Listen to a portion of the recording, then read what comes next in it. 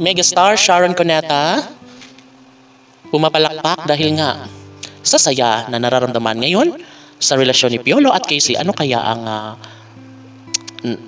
dahilan kung bakit masaya ngayon ang puso ni Megastar Sharon Cuneta, no? Hala, uy, syempre, sabi nga ni Megastar Sharon Cuneta na narito na sa Pilipinas si Megastar, si Casey Concepcion na anak ni Megastar Sharon Cuneta. So, of course, alam na di, sabi nga ni Megastar Sharon Cuneta na unti-unti na naman siya nakaramdam ng kilig at pagmamahalan dahil alam niya na magkikita na namang muli ang kanyang karelasyon na si Casey at Piolo Pascual. Syempre, ito ang excited sa lahat na magsalubong muli, no? Magkita muli si Piolo Pascual at Casey Concepcion, no? Sino ba naman ang hindi magiging maligaya kung tuluyan ng magkita ang dalawang magkarelasyon na pinaghihiwalay ng panahon?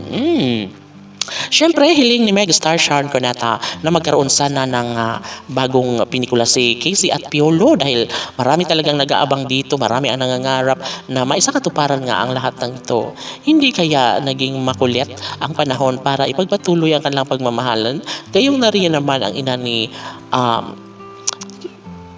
Casey Concepcion na si Megastar Sharon Cuneta na laging umaagapay, na laging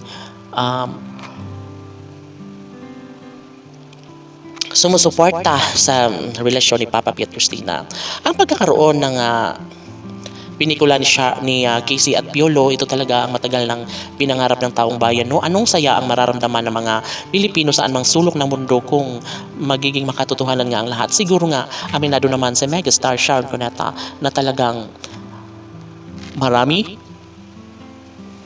at blockbuster talaga si Piolo at Casey kung sila naman pa rin mismo ang magsama, no? Syempre, hiling ito ni Megastar Sharon Cuneta hindi lamang kay Mega, kundi sa taong bayan na sana nga itutuhanin na lang ang lahat dahil sayang na sayang lamang na mawala ang saysay ng kanilang pagmamahalan na hindi maibigay sa taong bayan ang isang pagkakataon na talaga nga namang nais na ibigay sa anumang tema ng kanilang pagmamahalan. Of course, nais lamang din naman na ipaalam ni Piolo Pascual na nagpapasalamat siya ng bonggang-bongga sa ina ni Christina na si Megastar Sharon Cuneta dahil kung hindi dito ay tsak na noon pa ay wala na, hindi na pinag-uusapan pang muli ang kanilang pagmamahalan ni Christina. So alam na natin na mahal pa rin naman ni Piolo Pascual si Casey Concepcion at itong babae lamang ang hindi kayang iiwan at iiwan at hihiwalayan.